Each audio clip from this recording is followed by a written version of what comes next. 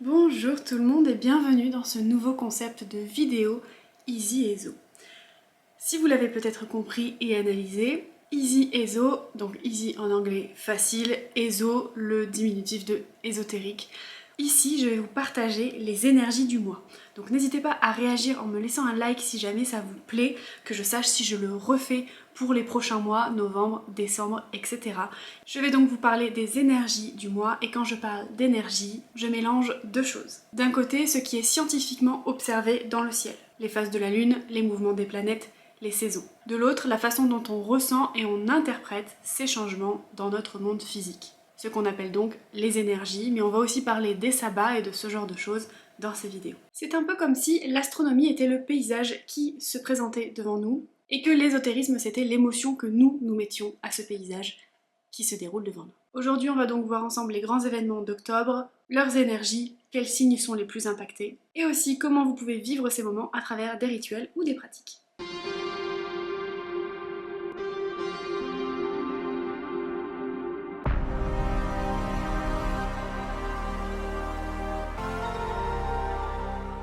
Je vais donc prendre mon petit ordinateur qui est juste en dessous de vous parce que j'ai tout noté, c'est un peu compliqué de tout vous redire sans me relire, alors on va faire ça comme ça, j'espère que vous ne m'en voudrez pas parce que je ne vous regarde pas dans les yeux. Ah oui, et j'ai oublié de préciser, cette vidéo est le début, calendrier de Samhain, si on peut l'appeler comme ça. Je vais essayer de faire une vidéo par jour pendant le mois d'octobre. Quoi qu'il en soit, il y en aura plus que les autres mois, ça c'est sûr et certain. Donc n'hésitez pas à vous abonner et à activer la petite cloche pour ne rien louper de mes vidéos. On va parler un petit peu de plein de choses, je vous invite à me suivre courant octobre pour pouvoir voir toutes ces vidéos et me soutenir au quotidien. On commence le mois d'octobre avec le 6 octobre qui est marqué par une super pleine lune dans le signe du Bélier. Au niveau des énergies, on a donc une montée d'énergie, une envie d'agir, une impulsivité accentuée par la super lune qui est en cours et par le signe donc du Bélier pour sa vitalité, sa créativité, le fait que parfois il fonce un petit peu dans le tas sans regarder où il va et puis il réfléchit après. Les signes qui seront le plus impactés sont donc les béliers. Attention à vos prises de décision trop rapides, mais sinon vous allez être plein de vitalité, de créativité et d'envie d'agir. Ensuite ce sera les balances. Attention aux tensions relationnelles et apprenez à faire des compromis durant ce mois d'octobre parce que voilà, avec cette pleine lune, ça va un petit peu vous impacter à ce niveau-là. Au niveau cancer et capricorne, les deux autres signes qui seront impactés, il y aura beaucoup d'émotions fortes et un besoin sûrement de stabilité. Petit conseil pour cette pleine lune, écrire ce qu'on veut relâcher, purification par le feu, parce que le bélier est un signe de feu, bougie, encens, peu importe, ou une promenade active ou une activité sportive qui fait que vous relâchez en conscience. Vous voyez, si par exemple vous allez à la boxe avec l'envie de relâcher les émotions négatives, ça marche. Vous avez compris. Ensuite, on continue avec le 8 octobre, où la Lune est au périgée. Alors en astronomie, c'est quand la Lune est au plus proche de la Terre. Elle est visuellement plus proche et plus brillante. Au niveau des énergies, on a une amplification des émotions et une intuition qui est renforcée par rapport à d'habitude. Les signes les plus impactés sont donc les signes d'eau, donc cancer, scorpion, poisson, avec plus d'hypersensibilité et de créativité. Au niveau des rituels, vous pouvez faire de la méditation guidée, de la visualisation et vous recentrer sur votre respiration ou vous connecter à vos émotions du coup. Ensuite on aura le 10 octobre parce que c'est le portail énergétique du 10-10, donc rien de particulier astronomiquement, c'est juste vraiment un portail énergétique parce que le chiffre 10 se répète. Selon la numérologie, le 10 est un double 1, symbole de nouveau départ, d'ouverture de chemin, etc.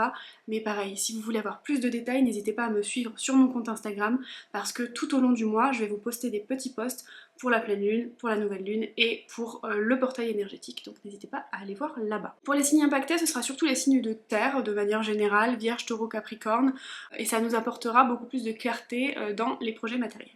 Oui, parce que je suis un signe de terre. Au niveau du conseil, en général pour les portails énergétiques, moi j'aime bien me manifester, poser mes intentions et éprouver beaucoup de gratitude, visualiser mes objectifs, tout ça, ça rentre un petit peu dans la même sphère, j'ai envie de dire. Le 13 octobre, on aura alors le dernier quartier de la Lune. Alors c'est pas quelque chose qui est très courant, qu'on voit sur les réseaux sociaux ou quoi, où on fait des rituels de dernier quartier ou de premier quartier, mais bon, je tenais quand même à le spécifier, donc c'est quand la moitié de la lune est éclairée, c'est une phase un peu de révision.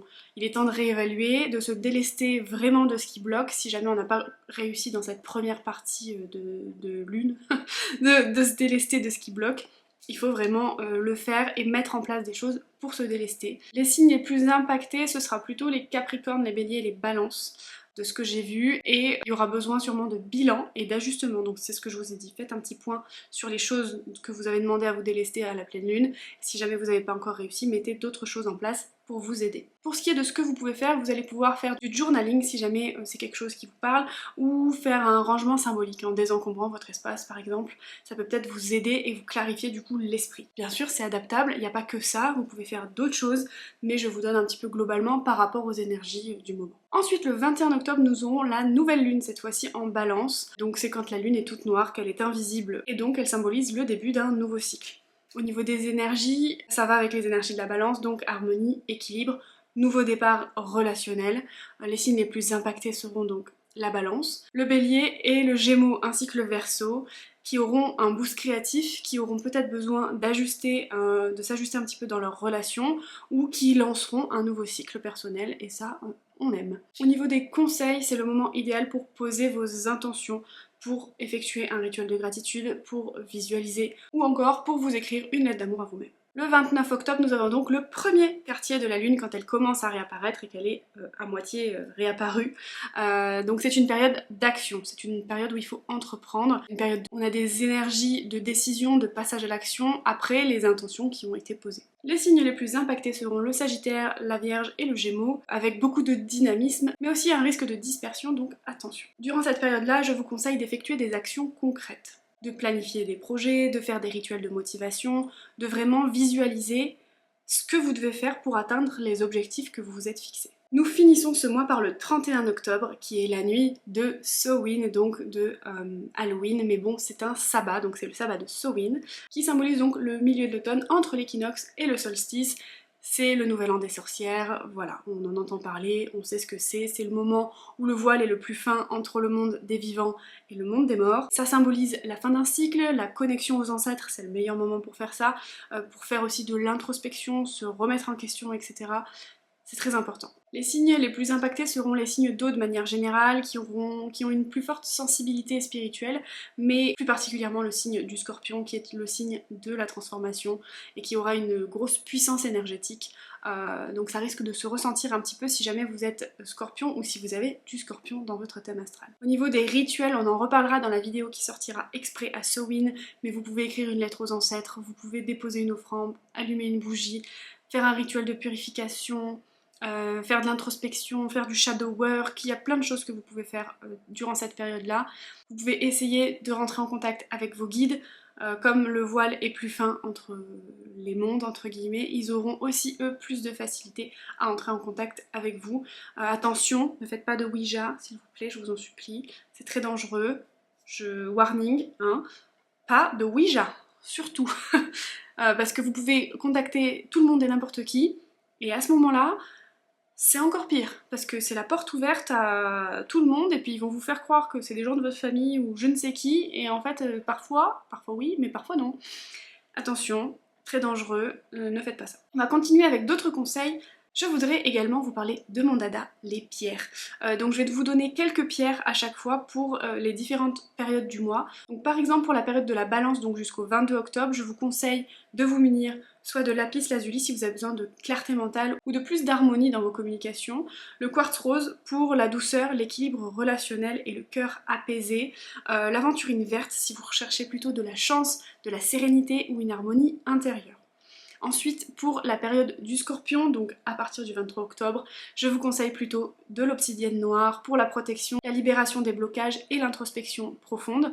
La labradorite en guise de bouclier énergétique, parce que voilà, surtout si vous êtes Scorpion, vous allez avoir besoin de vous protéger parce que vous allez être fortement impacté durant cette deuxième période du mois, mais ça aide aussi à l'intuition, et si vous êtes en recherche de transformation, de transmutation, ça peut vous aider.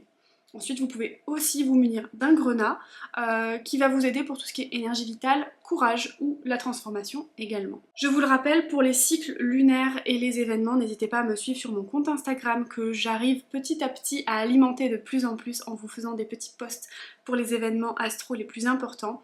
rejoignez-moi là-bas. Souvent je vous propose en plus des tirages, des correspondances, je vous explique ce que ça veut dire et voilà, vous êtes déjà nombreux à m'avoir dit en message privé là-bas que c'était sympa et que vous étiez contents, etc. etc.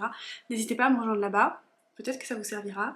Laissez-moi un petit like à cette vidéo ou un petit commentaire parce que c'est ce qui me soutient le plus en fait, parce que vous êtes adorables à m'envoyer des messages sur Instagram, j'adore converser avec vous en privé, mais c'est vrai que ce qui me soutient le plus, ça reste les commentaires et les likes sur YouTube. Voilà, il n'y a pas photo. En tout cas, j'espère que cette série de vidéos va vous plaire, très sincèrement. J'y ai mis tout mon cœur, j'y travaille dessus depuis quelques temps maintenant. J'espère que voilà, ça rentrera un petit peu dans ce que vous attendiez de moi pour ce mois de Sowin, ou peut-être pas, peut-être que vous vous attendiez à rien, mais en tout cas moi ça me fait plaisir. J'espère que voilà, ça vous plaira. Voilà pour les énergies d'octobre. Prenez ce qui résonne avec vous, c'est pas des sciences exactes. Dites-moi d'ailleurs comment vous ressentez les énergies d'octobre si jamais vous voulez repasser ou si jamais vous regardez cette vidéo après. N'hésitez pas à me dire si jamais ça s'est avéré juste par rapport à votre signe ou par rapport à... Voilà, n'hésitez pas à me dire ça en commentaire. Donc prenez ce qui résonne avec vous, laissez le reste et puis je vous dis à demain dans une prochaine vidéo. Ciao!